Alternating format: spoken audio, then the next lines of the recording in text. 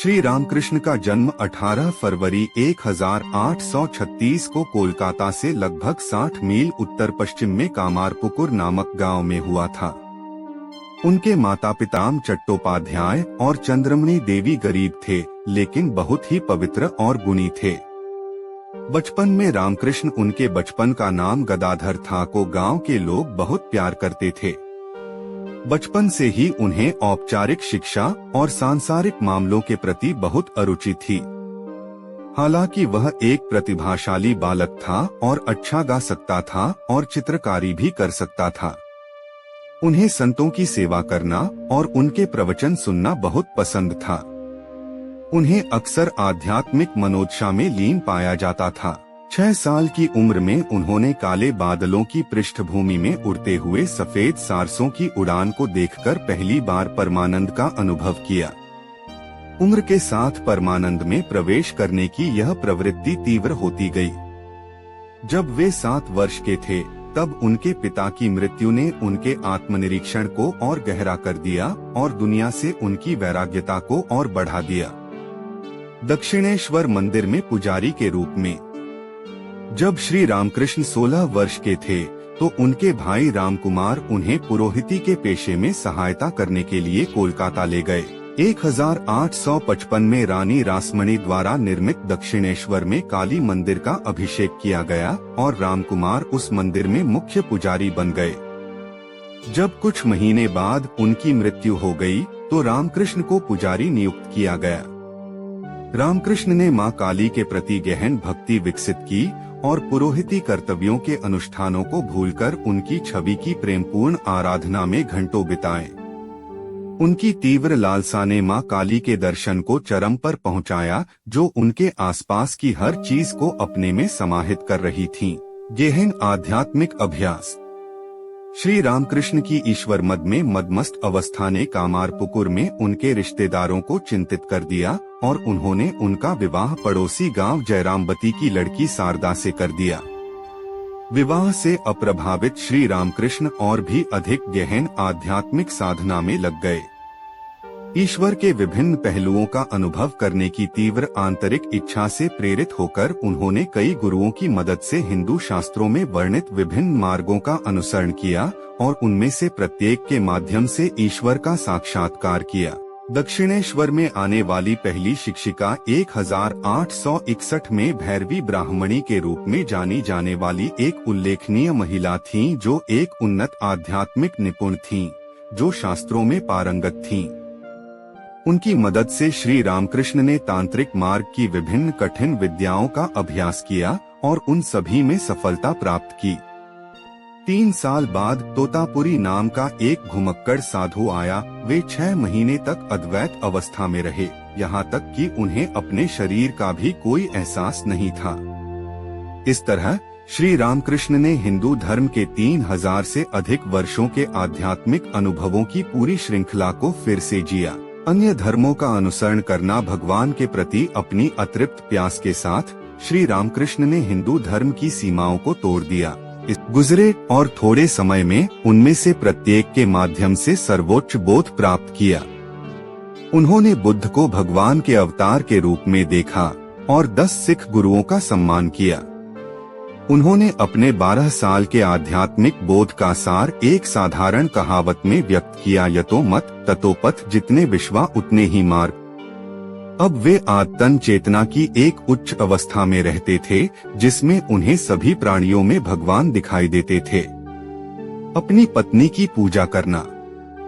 1872 में उनकी पत्नी शारदा, जो अब 19 वर्ष की थी, उनसे मिलने के लिए गांव से आईं। उन्होंने उनका हार्दिक स्वागत किया और उन्हें सिखाया कि कैसे घर के कामों को पूरा करना है और साथ ही साथ एक गहन आध्यात्मिक जीवन जीना है। एक रात उन्होंने दक्षिणेश्वर मंदिर में अपने कमरे में उन्हें दिव्य मां के रूप में पूजा। हालांकि शारदा उनके साथ ही रहीं, लेकिन वे बेदाग पवित्र जीवन जीते रहे और उनका वैवाहिक संबंध पूरी तरह से आध्यात्मिक था। यहाँ यह उल्लेख करना आवश्यक है कि श्री रामकृष्ण को एक सन्यासी हिंदू भिक्षु के रूप में नियुक्त किया गया था। और उन्होंने एक भिक्षु के बुनियादी व्रतों का पूरी तरह से पालन किया, लेकिन बाहरी तौर पर वे एक आम आदमी की तरह रहते थे, विनम्र, प्रेमपूर्ण और बच्चों जैसी सादगी के साथ। श्री रामकृष्ण के दक्षिणेश्वर में रहने के दौरान रानी रासमणी ने सबसे पहले उनकी संरक्षक के रूप में काम किया। उनकी मृत्यु के बाद उनके दामाद मथुरानाथ बिस्वास ने उनकी जरूरतों का ख्याल रखा। कुछ उल्लेखनीय व्यक्तियों से संपर्क, श्री रामकृष्ण का नाम एक प्रबुद्ध संत के रूप में फैलने लगा। एक बार माथुर ने विद्वानों की एक सभा बुलाई और उन्होंने उन्हें एक साधारण इंसान नहीं बल्कि आधुनिक युग का अवतार घोषित किया। उन दिनों राजा राम मोहन राय द्वारा स्थापित ब्रह्मो समाज के नाम से जाना जाने वाला सामाजिक धार्मिक आंदोलन बंगाल में लोकप्रियता के शिखर पर था। श्री रामकृष्ण ब्रह्मो समाज के कई नेताओं और सदस्यों के संपर्क में आए और उन पर बहुत प्रभाव डाला। धर्मों के सामंजस्य पर उनके शिक्षण ने विभिन्न संप्रदायों से संबंधित लोगों को आकर्षित किया और दक्षिणेश्वर एक वास्तविक धर्म संसद बन गया। भक्तों का आगमन, जैसे मधुमक्खियां पूरी तरह से खिले हुए फूल के चारों ओर झुंड बनाकर बैठ जाती हैं, वैसे ही भक्त अब श्री रामकृष्ण के पास आने लगे। उन्होंने उन्हें दो श्रेणियों में विभाजित किया। पहला वर्ग गृहस्थों का था। उन्होंने उन्हें सिखाया कि कैसे दुनिया में रहते हुए और अपने पारिवारिक कर्तव्यों का निर्वहन करते हुए ईश्वर को महसूस किया जाए। दूसरी और अधिक महत्वपूर्ण श्रेणी शिक्षित युवाओं का एक समूह था, जो ज्यादातर बंगाल के मध्यम वर्गीय परिवारों से थे, जिन्हें उन्होंने भिक्षु बनने और मानव जाति के लिए उनके संदेश के मशालवाहक बनने के लिए प्रशिक्षित किया। उनमें से सबसे प्रमुख नरेंद्रनाथ थे, जिन्होंने वर्षों बाद स्वामी विवेकानंद के रूप में वेदांत सार्वभौमिक संदेश को दुनिया के विभिन्न हिस्सों में ले गए, हिंदू धर्म को पुनर्जीवित किया और भारत की आत्मा को जागृत किया। श्री रामकृष्ण का सुसमाचार। श्री रामकृष्ण ने कोई किताब नहीं लिखी, न ही उन्होंने सार्वजनिक व्याख्यान दिए। इसके बजाय उन्होंने दृष्टांतों और रूपकों का उपयोग करके सरल भाषा में बोलना चुना, जो प्रकृति और दैनिक उपयोग की सामान्य चीजों के अवलोकन से लिए गए थे।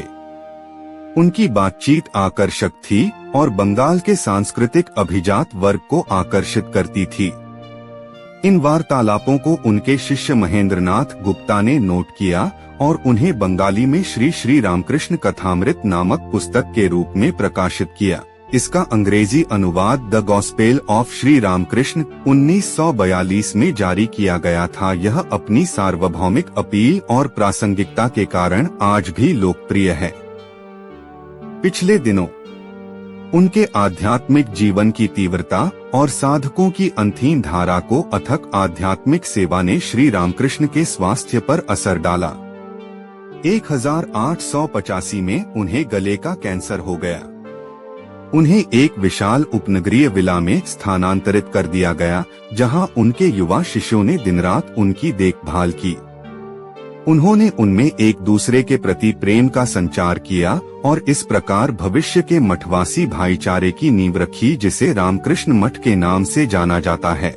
16 अगस्त 1886 की सुबह श्री रामकृष्ण ने दिव्य मां का नाम लेते हुए अपना भौतिक शरीर त्याग दिया और अनंत काल में चले गए। श्री रामकृष्ण का संदेश। आधुनिक विश्व को श्री रामकृष्ण का संदेश, जो उन्होंने अपने जीवन और अपने रिकॉर्ड किए गए वार्तालापों के माध्यम से दिया, संक्षेप में इस प्रकार कहा जा सकता है। मानव जीवन का लक्ष्य उस परम सत्य की प्राप्ति है, जो मनुष्य को परम तृप्ति और शाश्वत शांति प्रदान कर सकता है। यही सभी धर्मों का सार है।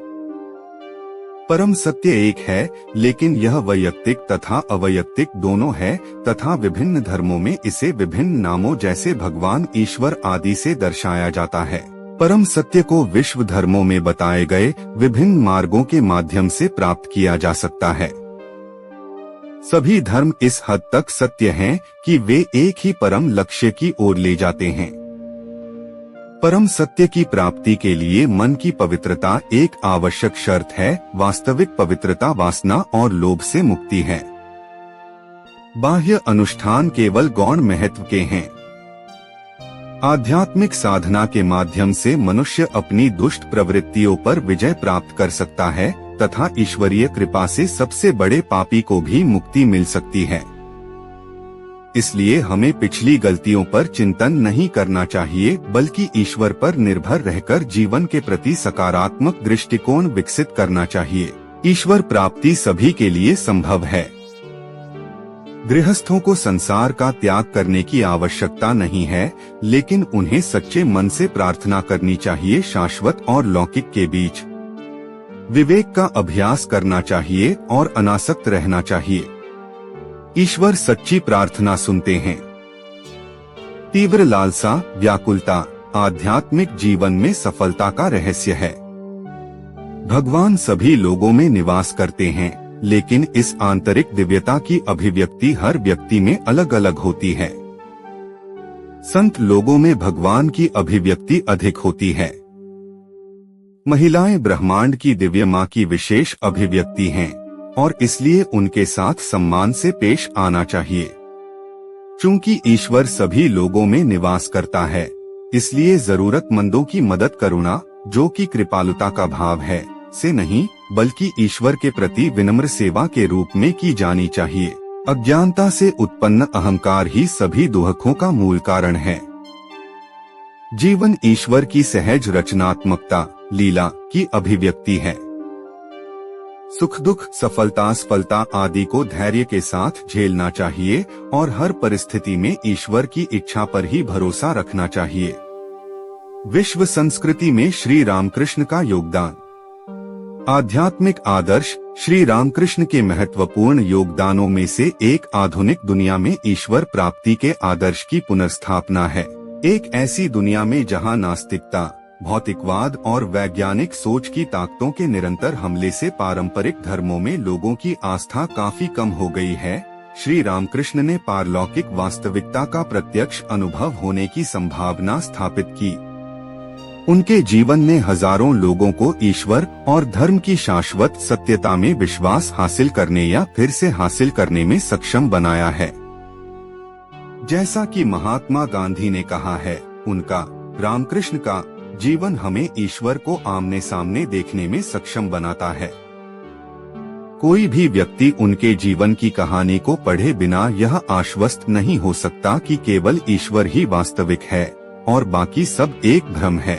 धर्मों की सद्भावना। श्री रामकृष्ण, हालांकि धर्मों की सद्भावना के पैगंबर के रूप में पूरी दुनिया में अधिक प्रसिद्ध हैं। उन्होंने यह नहीं कहा कि सभी धर्म एक जैसे हैं। उन्होंने धर्मों के बीच मतभेदों को पहचाना, लेकिन दिखाया कि इन मतभेदों के बावजूद सभी धर्म एक ही अंतिम लक्ष्य की ओर ले जाते हैं और इसलिए वे सभी मान्य और सत्य हैं। इस दृष्टिकोण को आजकल बहुलवाद के रूप में जाना जाता है। श्री रामकृष्ण इसके प्राथमिक प्रवर्तक हैं। श्री रामकृष्ण के दृष्टिकोण की विशिष्टता यह है कि यह अटकलों पर आधारित नहीं था, बल्कि वास्तविक अभ्यास के माध्यम से प्राप्त प्रत्यक्ष अनुभव पर आधारित था। चूंकि धर्मों के बीच संघर्ष और धार्मिक कट्टरवाद का उदय मानवता की शांति, समृद्धि और प्रगति के लिए एक बड़ा खतरा है, इसलिए श्री रामकृष्ण के धर्मों की सद्भावना का सिद्धांत आधुनिक दुनिया में बहुत महत्व रखता है। इस संबंध में प्रतिष्ठित ब्रिटिश इतिहासकार अर्नोल्ड टॉयनबी ने लिखा है, महात्मा गांधी का अहिंसा का सिद्धांत और श्री रामकृष्ण का धर्मों के सामंजस्य का प्रमाण। यहाँ हमारे पास वह दृष्टिकोण और भावना है जो मानव जाति को एक परिवार। अगर आप इस वीडियो को पसंद कर रहे हैं तो कृपया वीडियो को लाइक जरूर करें। इससे हमें मोटिवेशन मिलता है और हम आपके लिए और भी बेहतरीन कंटेंट लाते रहेंगे। लाइक करने से आप न सिर्फ हमें समर्थन देते हैं, बल्कि ये वीडियो और ज्यादा लोगों तक पहुंचता है। अगर आप हमारे चैनल पर नए हैं और आपको हमारा कंटेंट अच्छा लगा है तो कृपया चैनल को सब्सक्राइब करें। सब्सक्राइब करने से आपको हमारे नए वीडियोस का नोटिफिकेशन तुरंत मिलेगा और आप हमारे हर नए अपडेट से जुड़े रहेंगे। और हाँ, अगर आपको यह वीडियो किसी और के लिए उपयोगी लगता है तो कृपया इसे अपने दोस्तों के साथ शेयर करें। इससे हमें और ज्यादा लोगों तक पहुंचने का मौका मिलेगा और हम अपना कंटेंट बेहतर बना सकेंगे। तो दोस्तों, लाइक, सब्सक्राइब और शेयर करना न भूलें। हम आशा करते हैं कि आप हमारा साथ देते रहेंगे। आपका सपोर्ट हमारे लिए बहुत महत्वपूर्ण है। धन्यवाद और मिलते हैं अगले वीडियो में।